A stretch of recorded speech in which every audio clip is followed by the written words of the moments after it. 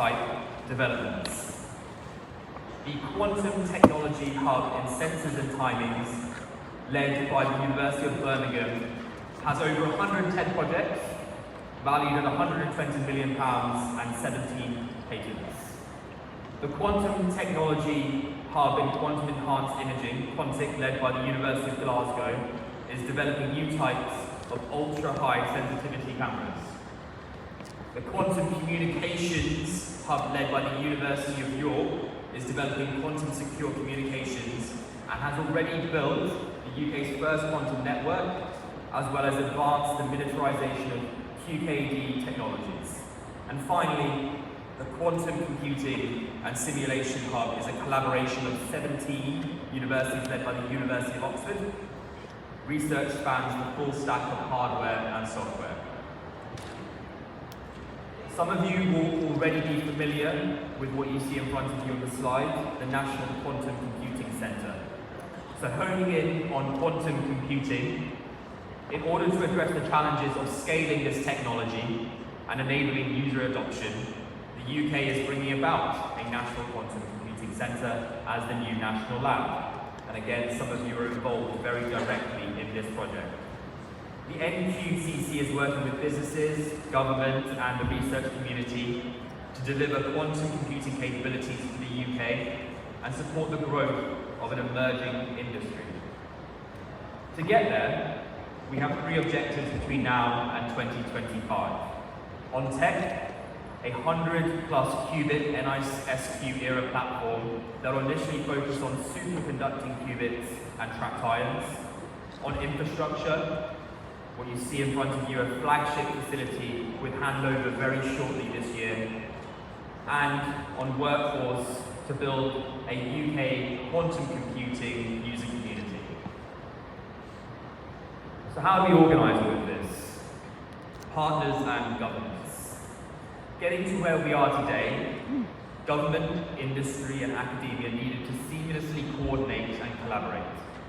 Delivering on this, the NQTP adopted an integrated partnership approach. It acted as a mechanism which focused not on the science, but on what the science could mean for societal benefit and commercialization. The programme board, depicted in this graph, provides coordination and strategic direction for the programme, with representation from each of the partner agencies listed in front of you, and it is chaired by Dame Lynn Gallen. The Strategic Advisory Board provides independent advice to help steer this board and on policy in quantum technologies. Now, the NQTP in numbers.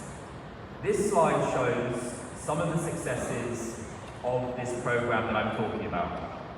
The UK quantum community continues to be strong across the board with the largest number of quantum startups in Europe. Through this, we have attracted 12% of global private equity investment into quantum technology companies in the last 10 years. And businesses supported by the UK Commercialising Quantum Challenge have raised over £425 million in the private sector financing. But what makes us really proud is that there are 139 projects involving 141 quantum organisations which have been funded through the UK Research and Innovation Quantum Challenge. And what makes us really happy is that major companies have set up operations in the UK because of the strength of this community. So, how do we keep on going? How do we build on this success? In March 2023, we released the UK's quantum strategy, which gave a roadmap of where we go from here.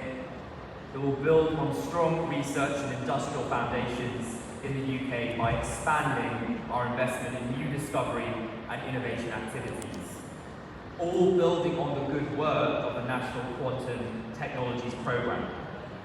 Our goal is, by growing the sector over the next decade, quantum technologies will become so widely used that they will drive innovation, invention and competitiveness in the UK's most important sectors.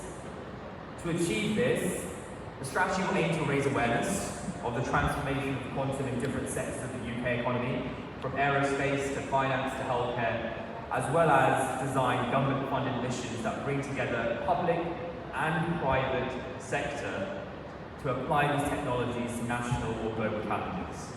And this is broken down in 4 goals, and I will finish up my presentation on these 4 goals. The first, ensure the UK is home to world-leading quantum science and engineering.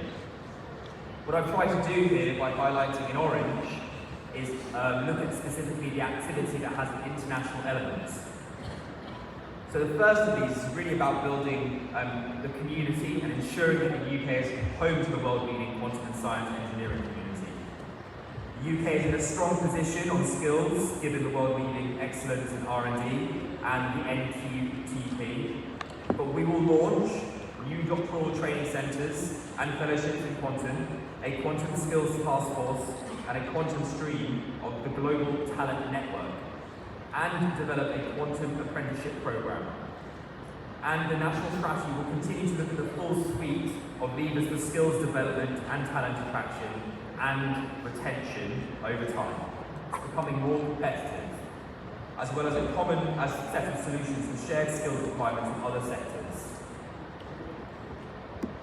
Goal 2. So the UK has one of the largest and most innovative groups of quantum startups anywhere in the world, approximately half of all of those in Europe. The sector is growing very fast.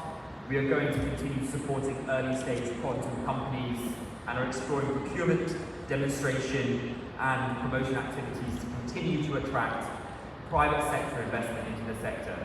This includes an acceleration program, which will focus on the systems integration, applications and demonstration, including £20 million for quantum networking between 2023 and 2025.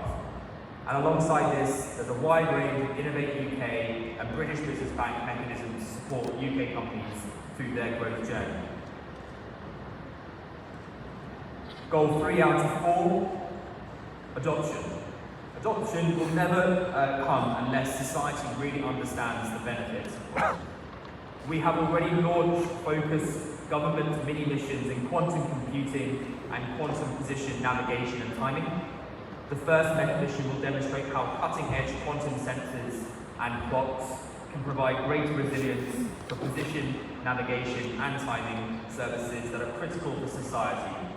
The second of these missions is to demonstrate the advantage of quantum computer over a classical one in useful applications by 2025. Some of you may be familiar with this work. A few weeks ago, we launched our new Quantum Cappings Procurement Fund for business and research organisations to apply to work with the government partners to deliver quantum technologies for the public service benefit. So, for example, how can we speed up transport infrastructure projects by using quantum underground sensors, use quantum to provide new or enhanced capabilities in healthcare, deliver new capabilities in outer space such as Earth observation, secure communications, and inertial navigation for spacecrafts, and use quantum images to secure our borders by detecting anomalies in cargo. Some examples there. But there's already ongoing work in the public sector, our Ministry of Defence quantum sensing project, and in the area of quantum communications, the government is currently considering what communications infrastructure may be necessary to serve as a stepping stone in the long-term ambition towards a quantum internet. I believe a session for the programme is later today. The final of the 4 goals. So let me just sort of hone in on regulation. On regulation, the Regulatory Horizons Council has commenced its review into quantum technologies applications that will help inform the government strategy in building a pro-innovation regulatory environment that grows the quantum sector. It promotes use cases, it protects national security. This will allow the UK to craft a national and international regulatory framework that supports innovation and the ethical use of quantum technologies while protecting UK security. By taking a lead on this, the UK can set out our regulatory environment for quantum technologies and is able to cement our place as an international leader in the quantum sector, become an attractive location for quantum startups. However, international cooperation in quantum science and technologies is essential to advancing the field, and to date the government has supported widespread collaboration with allies and partners by growing links between research centres, running exchanges, and funding great joint research. The national strategy will focus on expanding all of this with leading quantum nations. And multilaterally, we will be looking to shape standards through the Global Forum for Technology, the World Economic Forum, standards bodies with our National Physical Laboratory, and the Pursuing Quantum Information Together Forum. So I leave you with some key messages. Our programme has delivered world-leading strength for the UK, and in March 2023, we published a national quantum strategy for the next 10 years. It is an ambitious plan to continue to deliver science and engineering through this programme, to drive the adoption of quantum technologies across the UK, and scale our quantum businesses to be big global players. And we have doubled our commitment to current public investment in R&D to £2.5 billion over 10 years, supporting the UK's government ambitions to become a science and technology superpower. Thank you for giving me your time to speak today. Thank you. Thank you so much. Okay, let's take a 25-minute break and we resume in 25 minutes. Thank you so much.